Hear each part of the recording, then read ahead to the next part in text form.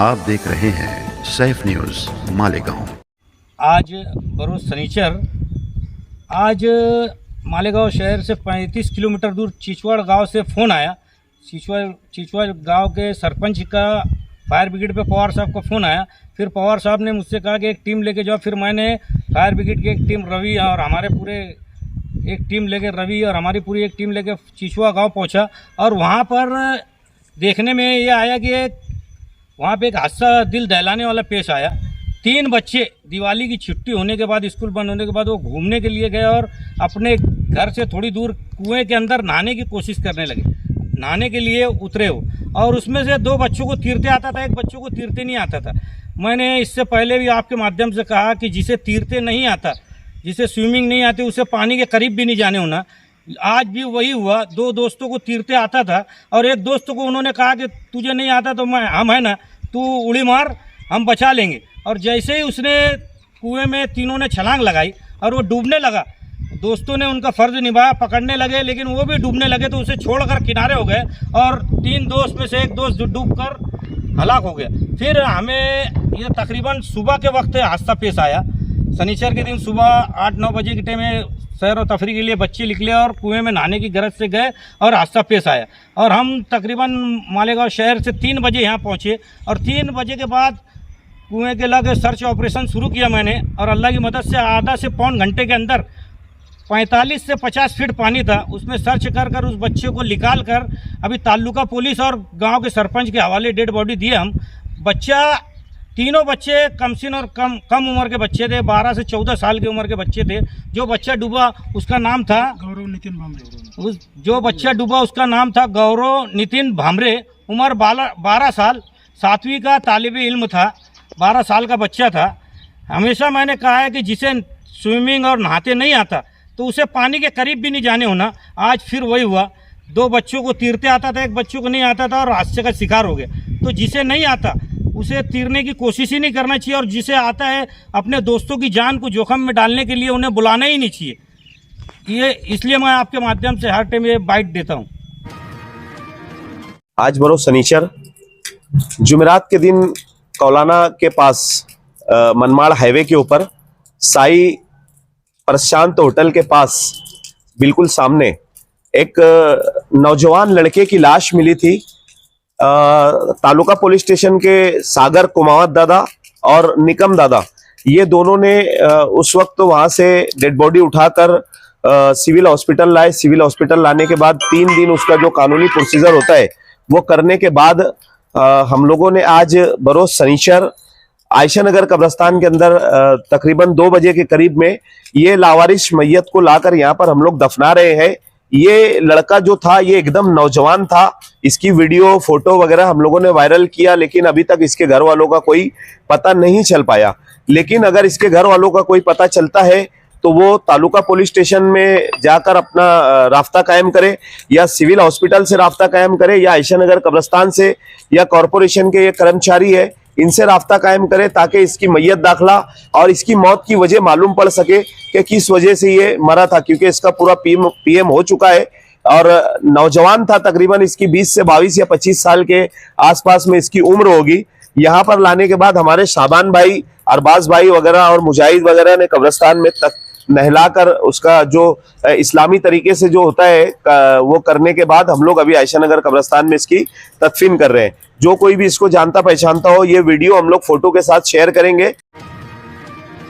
आज camp DYSP office में SIT की तरफ से सीआर नंबर 103 जो किला पुलिस स्टेशन में रजिस्टर हुआ था और छौनी पुलिस स्टेशन के सीआर नंबर 138 में सप्लीमेंट्री चार्जशीट फाइल करने के लिए 272 लोगों को बुलाया गया था, जिसमें सीआर नंबर 103 में 144 लोगों को और सीआर नंबर 138 में 128, ऐसे टोटल 272 लोगों को यहाँ बुलाया गया है।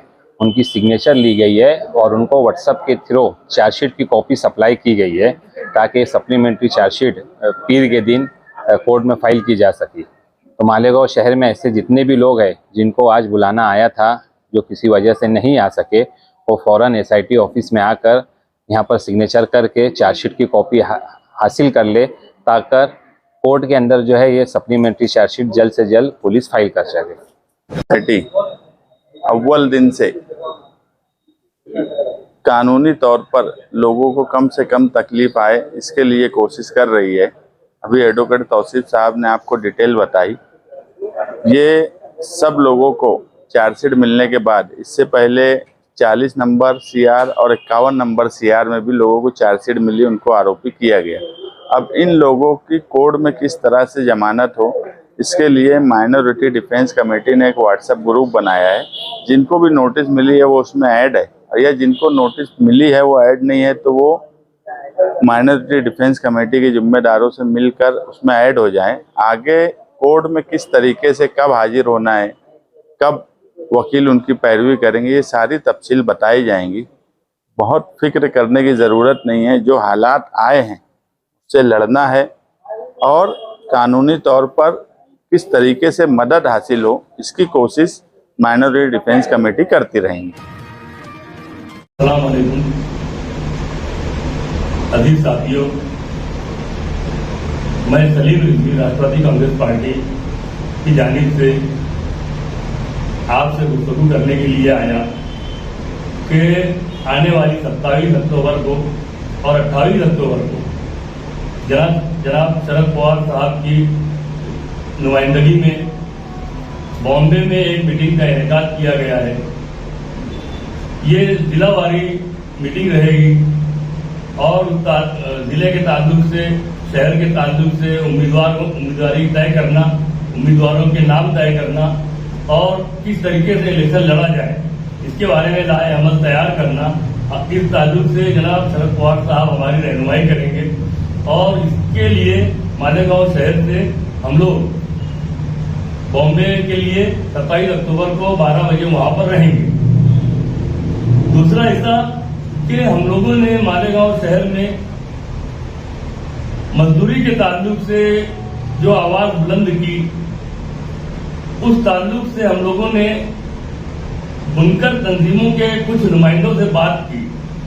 उनसे कहा कि अगर आप लोग आपसी तालमेल करके, हमारा मुतालबा 30 पैसा पर मीटर की अजाफी मजदूरी देने का है, अगर इसमें आप बैठकर तालमेल करके एक मुश्तरका ऐलान करें तो ये सबके लिए बेहतर रहेगा।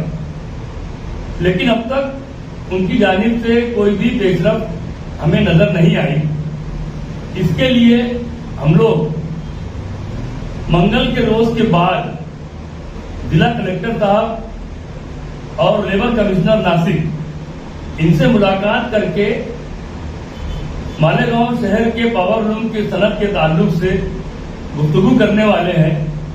उन्हें मेमोरेंडम देंगे और अपने मुतालबाती जो नुकात हैं वो उनके सामने पेश करेंगे। मैं चाहता था कि ऐसा ना करना पड़े और इसे कोई, वरना कल हम पर कोई किसी के इल्जाम तराशी ना आवे कि मालेगांव शहर में पावर लूम पर किसी किस्म की आफत, किसी किस्म की तहकीकात, किसी किस्म की इंक्वायरी आवे तो मजदूर तहरीक का नाम लेकर आप उसे बदनाम करने की कोशिश करें। इसके लिए हम लोगों ने बुनकर नुमाइंदों से बात करने की पहल की। उसके बाद हमारे जो पार्लियामेंट्री बोर्ड है उन लोगों ने तय किया कि आने वाले 8 तारीख को एक दस्तखती मुहिम का आगाज किया जाना है और इस मुहिम के लिए आने वाली 8 नवंबर की रात 7 बजे से 10 बजे के दरमियान एक मीटिंग का इनेकाद किया जाएगा और इस मीटिंग से इस दस्तखती मुहिम का बिगुल बजाया जाएगा। दस्तखती मुहिम का आगाज इस बात का गमवाद होगा कि हम मजदूरों के ताल्लुक से, मजदूरी बढ़ाने के ताल्लुक से संजीदा हैं और हम इस जानिब अपने पेशरफ्त जारी रखेंगे। इसके लिए किसी को कोई वहम गुमान में नहीं पड़ना चाहिए। ऐसी मालूमात, ऐसी बात हम आप तक पहुंचाना चाहते थे। आने वाला मालेगांव महानगर इलेक्शन का आगाज तकरीबन तमाम सियासी जमातें कर रही हैं। हर कोई छोटे से छोटा ग्रुप, छोटी से छोटी पार्टी 65 उम्मीदवार और 84 उम्मीदवार से नीचे कोई बात नहीं करता।